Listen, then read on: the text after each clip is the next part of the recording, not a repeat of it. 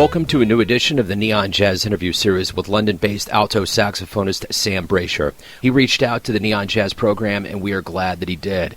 He talked about his latest 2021 CD, Dance Little Lady, Dance Little Man.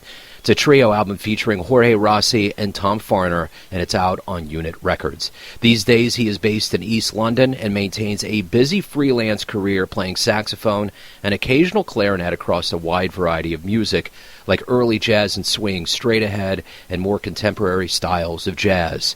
Enjoy his story. And one of my favorite things about doing what I do is just getting reached out by musicians all over the place and hearing such good music. Oh, really? Yeah, it's wonderful, man. So thanks for reaching out. Thanks for sending the music. Oh, pleasure. Thank you.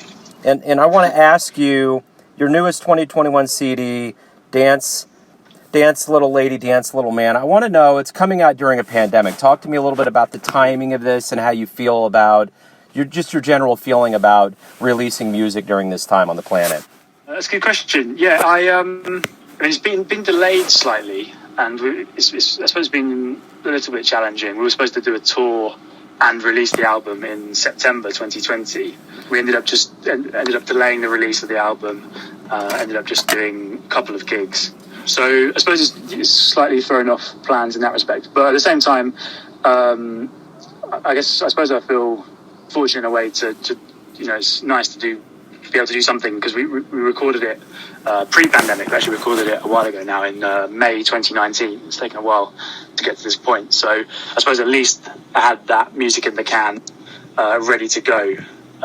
So I suppose it's nice to have something to focus on. Obviously, haven't been able to do many gigs, so it's been nice to sort of just plan the release and think about the artwork and all that stuff. I suppose that's been a challenge to get stuck into, but I suppose it's just hope that we can play together again at some point. Jorge Rossi, the drummer, he actually living in Switzerland at the moment. He's originally from Spain and lived in New York, but is now currently in Switzerland. So that makes international stuff slightly tricky. Tom, the bass player, and myself, we live in London. So I just hope it won't be too long before the three of us can get together and play music. It's a great album. What do you ultimately want the listener to get from this experience? Oh, thank you. Well, I hope they enjoy the music. Hope they perhaps, I don't know, shed a light on some tunes they might not be familiar with. That's something I really enjoy doing, kind of discovering new repertoire to play. And also, I think there are some tunes that perhaps the listener might recognise, but perhaps they won't have heard it in a jazz context, or heard it those tunes sort of improvised over. For example, there's a tune called Heart and Soul, which I think if you say to people, they probably don't really recognise the title, but it's kind of weirdly become this. It's a Hoagy Carmichael song that's kind of weirdly become this sort of beginner piano duet that you often hear kind of pianists playing. Yeah, I really enjoy kind of playing tunes like that. That I don't know, just trying to kind of almost shed a different context on them, maybe. And yeah, there's some little arrangements in there as well. Hopefully it's swinging. Well, certainly Jorge and Tom's very swinging rhythm section. Yeah, hopefully it's sort of fun and has some interesting repertoire choices. Talk to me a little bit about your beginnings in jazz, where you were born and raised, and kind of how music became your life. So I was born in North London, but I grew up in Norfolk, which is a county in the east of England. It's fairly rural, not really known for its jazz. But I started playing the recorder when I was 7, and started playing the saxophone when I was 11. I suppose when you play the saxophone, you kind of automatically end up playing slightly jazzier repertoire, and I found that I really enjoyed improvising. Was lucky to have a jazz piano teacher, actually, who kind of got me into jazz. Was kind of just lucky that he was in the local area. And then I studied at the Guildhall School of Music and Drama when I was 18, which is a conservatory in London. Moved to London. I've been living in London ever since.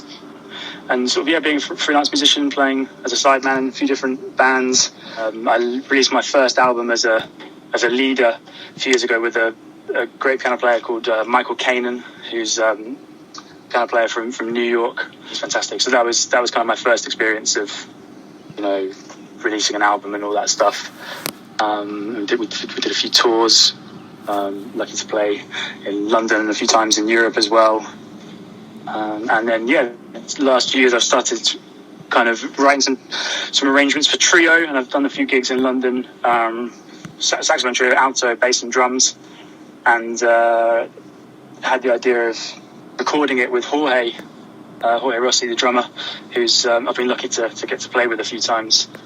Quite a bit actually over the last few years, and he's a fantastic musician who I look up to a lot. He's obviously very experienced, probably best known for playing with Brad Meldau's trio, so it's a real privilege to get to play with him. And Tom is a bass player from London. He's from a bit closer to home. He's a few years older than me, but also someone who I've looked up to for a long time. So we recorded this trio music, and here we are. What was the first live jazz show you saw, or who were some early jazz influences on you? As I say, I didn't have loads of access to kind of seeing live jazz when I was a kid. There was often sort of music playing in the house, and as I say, that piano teacher who I mentioned, he kind of lent me some jazz records. That was my first probably serious exposure to stuff like Kind of Blue, things like that. Bill Evans records, which I really took to. I remember seeing Branford Marsalis in the Norwich Festival. Norwich is the main city in Norfolk. That was probably an early jazz gig. That was really inspiring when I was quite young. It's probably when I moved to London I really started going out to watch lots of jazz gigs. Obviously there's a lot more going on there in London, and it's sort of lots of great local bands in London, people who I really looked up to, still do, and also obviously a lot more in the way of visiting international artists. Been lucky to take a couple of trips to New York as well and see lots of great stuff as well, which has been very inspiring, of course. So what's the scene like in London? It's really good. I think it's a really strong scene. It's lots of great players. There are a few music colleges, conservatories, kind of churning out lots of great young players. I'd say it's probably, it's hard to know because I've not lived anywhere else. I'd say it's probably perhaps a bit more sort of straight ahead than some other European places. I'd say is my sort of my sense compared to, I don't know, maybe like Northern Europe, like Germany and Switzerland. Obviously, it's not comparable to New York. I don't think anywhere is, but I think it's a really strong scene. Some really great players, older players who I continue to really look up to, and I think a real mixture of kind of a strong scene of kind of more original music, contemporary sort of left field stuff, but also a lot of guys who are really into like bebop and that kind of stuff. And I like all that stuff. What do you like the best about being a professional musician? When you wake up every day and know that you get to create something, what do you look forward to the most? That's also a good question. Yeah, I mean, I really enjoy that every week is different, actually. I really like being a freelancer and playing with different people, meeting different people, playing in different places. Yeah, I suppose I just love improvising, love that feeling of kind of playing with other musicians and sort of creating something new every time. And trying to, I suppose, always taking inspiration from the greats and the masters, and but trying to kind of come up with something new and fresh. I think this is quite a sociable thing to do as well. You're always sort of hanging out with different people and playing with different people. So I suppose that. So why do you love jazz? Why do I love jazz? Wow. These are big, deep questions now. Why do I love jazz? It's hard to put into words, really. It's kind of a feeling, isn't it? I love the tradition. I find it really inspiring, that kind of tradition of there being a lineage, I think, in terms of the lineage of all the great masters, and how they kind of looked up to the people that came before them and sort of created something that was completely their own. Do you know what I mean? The way that for example, Charlie Parker clearly loved Lester Young and transcribed Lester Young solos and learned his solos and kind of almost worshipped Lester Young, but then created this amazing sound that was completely his own. And then there's more recent examples of people who've done the same and taken what the music the Bird played and have created something out of that. Sonny Rollins, and obviously it's inspired by Barker, but just continuing that lineage. I suppose, I love that, and I just, it's a social music, isn't it? It's a music that is kind of, I suppose, born of struggle, but is very joyous at the same time.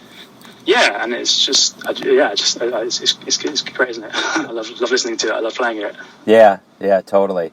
So when we do return to live jazz kind of in earnest once COVID slows down, you're on stage, I'm in the crowd. What do you hope we all collectively realize about live music when we get back to it? Well, I hope. I'm not saying that this was sort of come specifically from my performance or anything, but I suppose hopefully people generally coming out of this perhaps realise sort of maybe the importance of live music, in terms of, and just the importance of culture to our day-to-day life. Hopefully, I think it's certainly made me realise how important it is and how much I miss it. I suppose more specifically, I don't know. I suppose I like to try and play music that is thoughtful, but also fun and swinging, and hopefully imbued with some sort of sense of joy. That's good. And I got one more tough one for you, and I'm going to let you off the hook. It's this: everyone has a perception of you, your family, your friends, your fans, but you're living your life. Who do you think you are? Oh wow, that's really deep.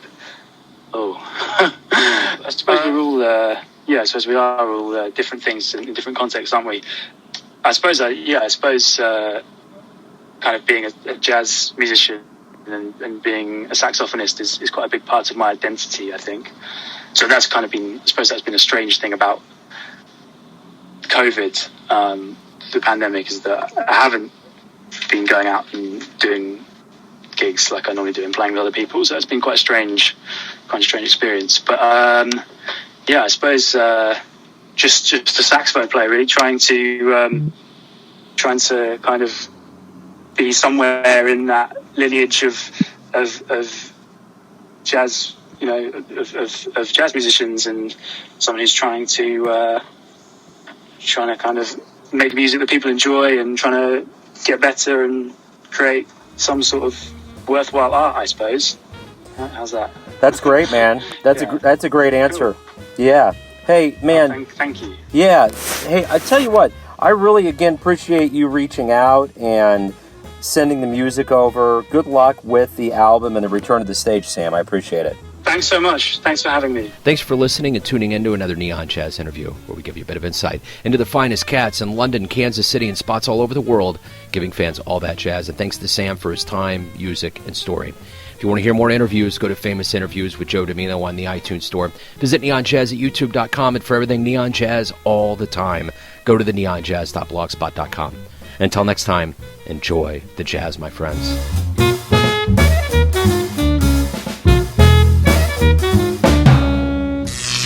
Neon Jazz.